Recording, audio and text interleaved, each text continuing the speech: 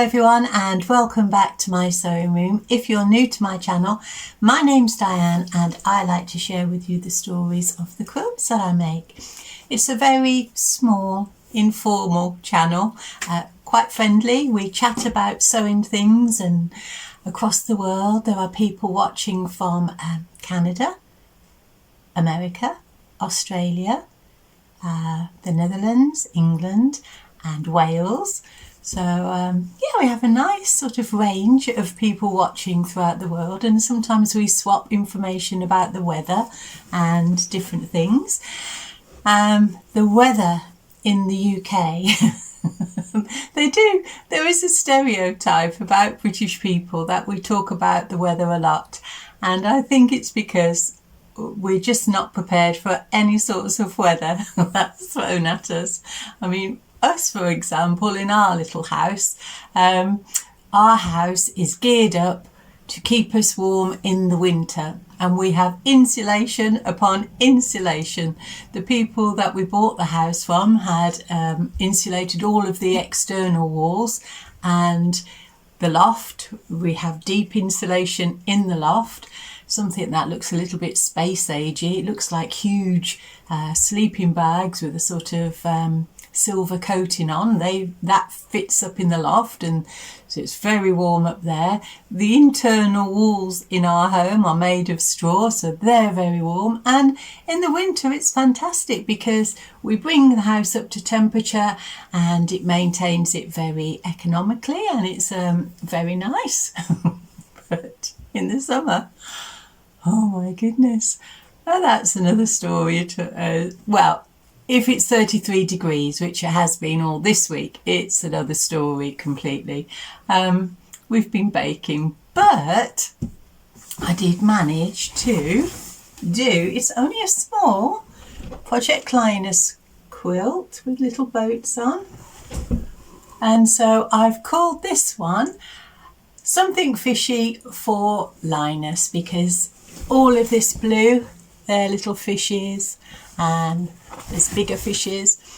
And so the story of this quilt was, if you've seen the previous videos, you'll know that I'd put together all the offcuts of the batting that I had, and I'd put enough batting pieces together to make one more quilt for Project Linus. This is the fourth one I've made in this little series, and I thought, well, I'll make that this week because the batting's already made. I had a piece of this lovely white cotton, which was a cotton sheet with blue dots on. I thought that would be nautical, sort of blue and white, that would go nicely.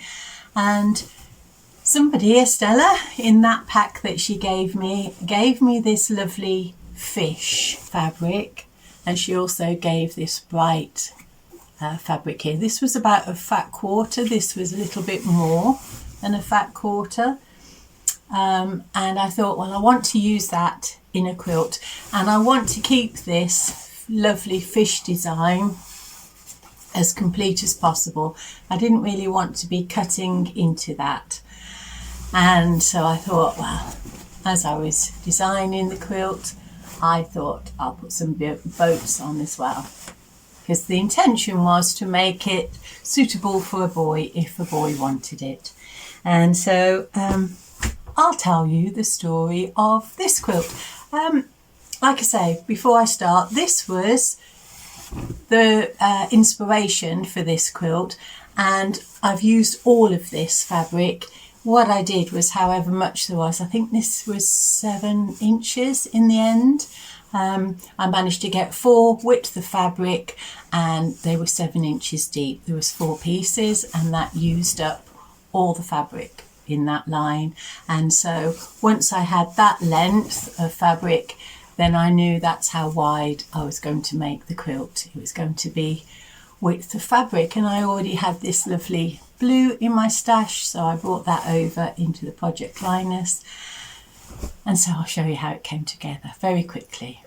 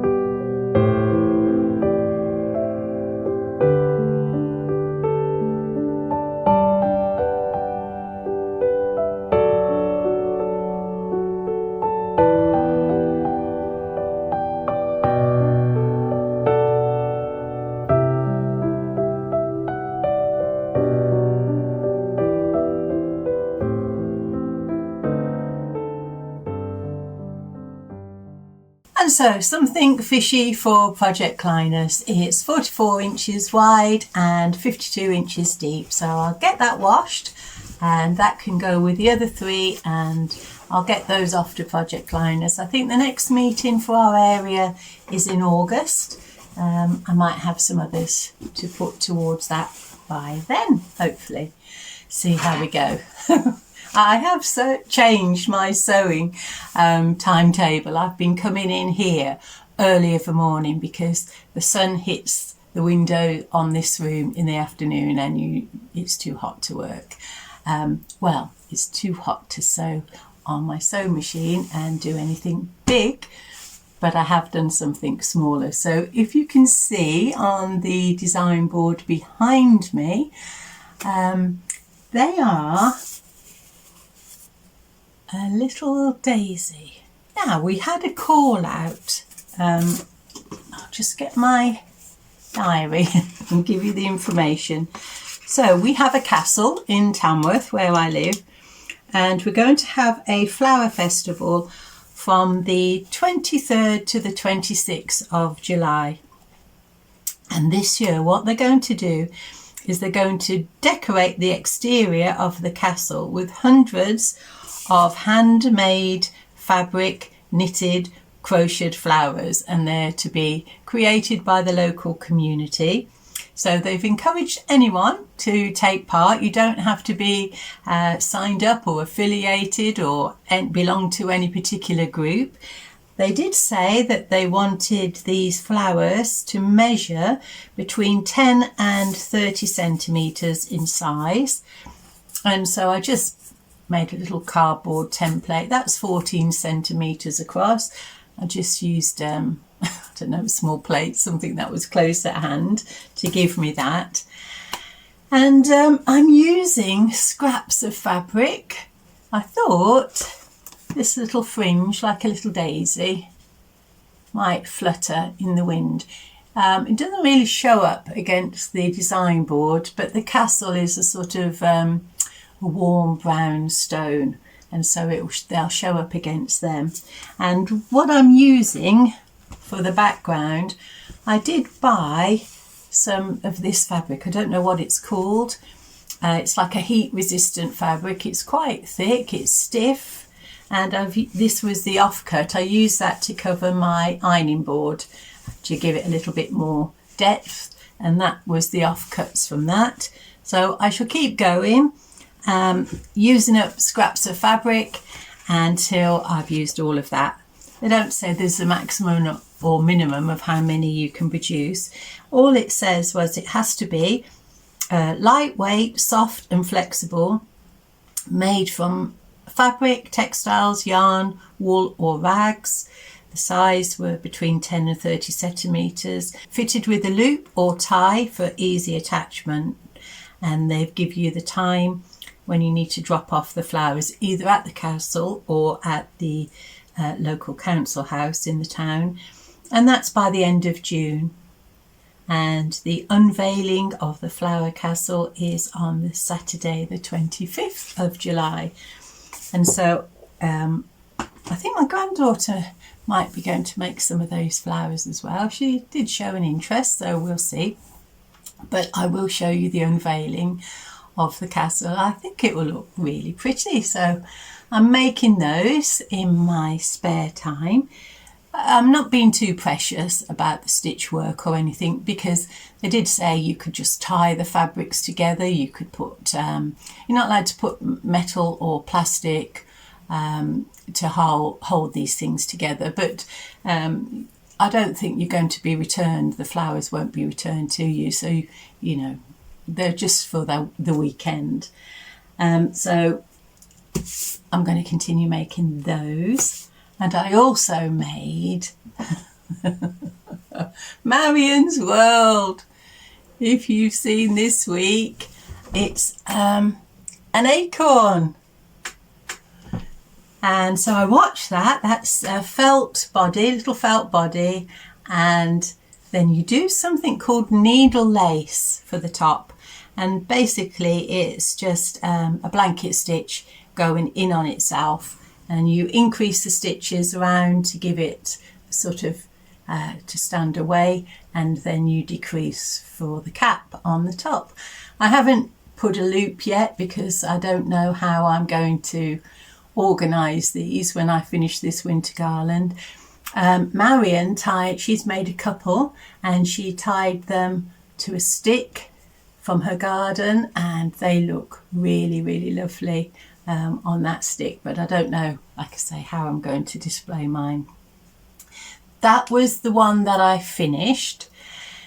Marion, I think she used a 4-ply for the top. Well, I haven't got a lot of different yarns in my sewing room, so I did buy some sewing threads, some cotton, 6 strands, and a little bit of pearl cotton. I used pearl cotton for the top, and it took forever. It's basically darning. It's so fine. I don't know if you can see that. It's really, really fine. It needed to be thicker, really, to grow. I haven't got anything. I have had a little look around, but I haven't seen anything yet. I'm going to keep an eye out for other things. But I did have this tiny little ball of a soft wool. So I used to do crocheting quite a lot, and I haven't got anything hardly at all left, just scraps. But I think I could make a cap from that, and I did make another cap. Oh, this is it. This is the first one I made. So it's a little bit too big, so I'm going to undo that, and if I show you close up, you can see all the stitches, I think, yeah. And so it was only when I finished and turned it round that I recalled Marion saying, pull the stitches, it's just a slip stitch on the edge. Pull it really tight so you can't see them. Well, you can't see them on the second one that I did. I did pull them really tight, and so I'm going to unpick that. Well, not unpick it, I think I'll cut the seams out. I think I could get another one, and I think that those colours complement each other. And that's it, I think, for the sewing I've done this week. I did make a blossom quilt earlier in the year, and I think I'd like to try and, I've got the top made, I think I'd like to try and get that done this week. The temperatures are dropping a little bit, so I think I'd like to finish that. The garden. Well, we had such a lot of rain for the beginning of May, and then the second half of May, like I say, we've had this really hot temperature, and everything just came open at the same time, so it is looking pretty. It's still a very young garden in the back in a lot of parts. I've got 2 pear trees, dual pear trees, 2 different varieties on each tree, and a plum tree, and shrubs, larger shrubs that have stayed in place. But we've changed the garden around and had some work done, had some big conifers removed that were dying. And so I've had to plant up this year. And so I've put temporarily some little seeds. I've sprinkled poppies. I've got some beautiful oriental poppies that have been there for a while. I thought I'd lost those, but they've come back this year. I've got some Californian poppies and some Spanish poppies. The Welsh poppies, they've disappeared this year. So I think sometimes with moving all the soil around and the change, they've gone. But the other poppies are looking pretty. And yeah, just waiting for the seedlings to establish and grow, and then the shrubs will fill up the space around the pergola, and it will be a low maintenance garden, which is something that, you know, as you get older you want to potter but not do so much heavy lifting, heavy work. Well, I don't, because I'm saving all my energy, I think, for my quilting and other things. So I will show you images of some of the beautiful things that have opened in the back garden. Oh, I will share with you my plum tree. For a while, the new leaves were being stripped off, eaten from the branches, and I didn't know what was causing. Well, I suspected it was a bird. I didn't know which bird. And then one day I was sitting out there watching a pigeon that had come into the water bath to have a drink and a little bath, and then he flew into the plum tree above me, above where I was sitting, and I thought, oh, and then he started eating all the leaves. So not only is it a spa day where he comes and has refreshments, he has a meal while he's there too. So it's pigeons that have been eating all the leaves. So anyway, I don't mind sharing the plants with the little creatures. We've got some butterflies and bees at the moment, so I'm grateful to see those. So I'll share those with you, and I will see you again next week. Whatever you're doing in your sewing room or your garden, I hope it's bringing you joy. I hope that in Canada that the winter has finally moved, so you've got some spring flowers. Such a long time to wait for all your spring colour. And yeah, I will see you again soon. It's just started raining as I'm filming this, so that will be good for the garden. Take really good care of yourselves, and thanks for watching, and goodbye.